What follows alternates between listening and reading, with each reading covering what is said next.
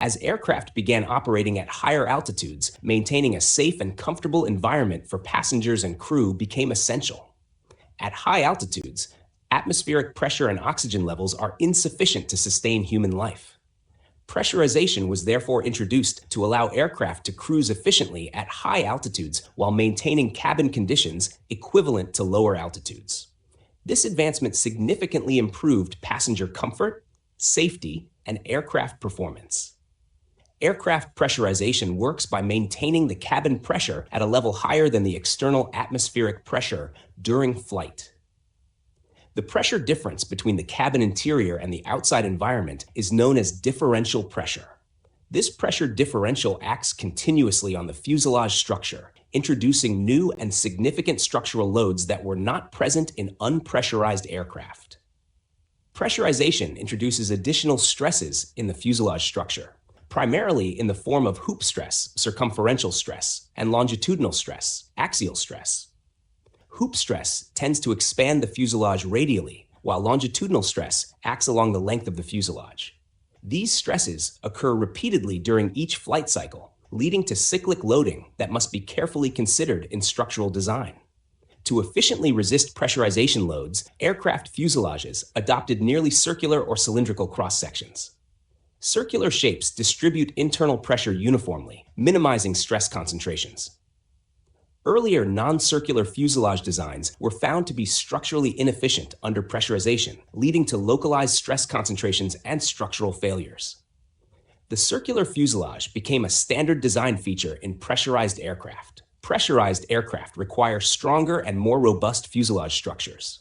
This led to the use of thicker skin panels, closely spaced frames and stringers, and reinforced bulkheads. Openings such as doors and windows were identified as critical stress concentration areas and were redesigned with reinforcements and rounded corners to reduce the risk of crack initiation. These reinforcements ensure that pressurization loads are safely transferred through the structure.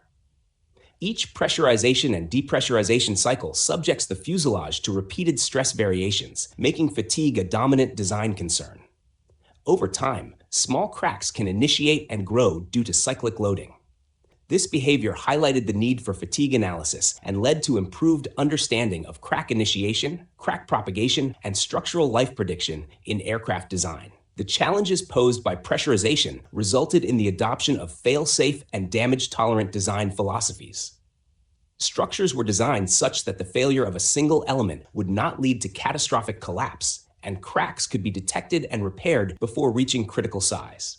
Crack arrest features, tear straps, and multiple load paths were introduced to enhance structural safety. The introduction of pressurized cabins fundamentally changed aircraft structural design and certification requirements. It led to stricter airworthiness standards, improved inspection procedures, and advanced structural analysis methods.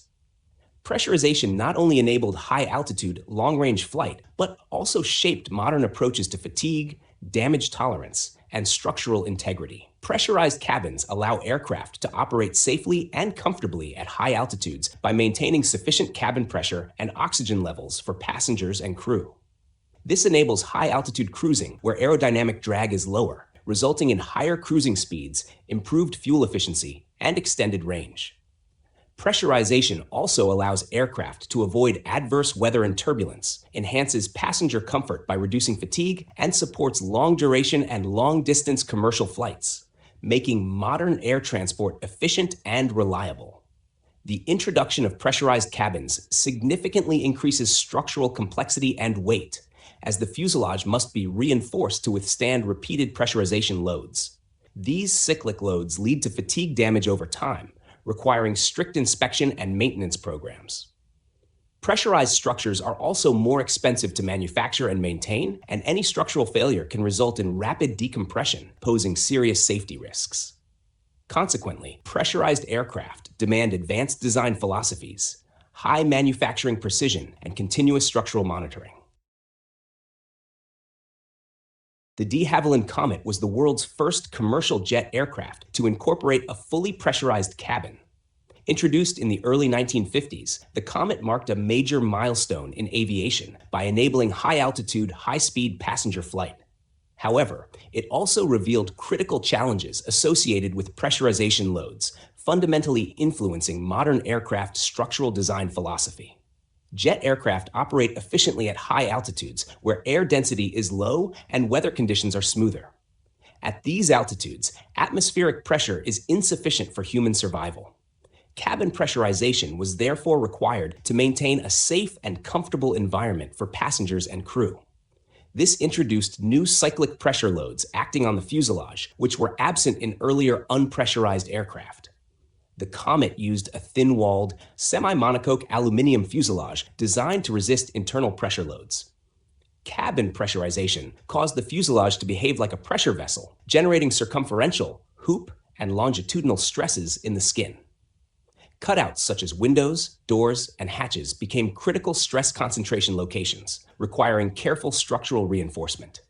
The fuselage structure was primarily made from aluminum alloys, selected for their high strength-to-weight ratio and manufacturability. However, early aluminum alloys and manufacturing techniques had limited fatigue resistance under repeated pressurization cycles.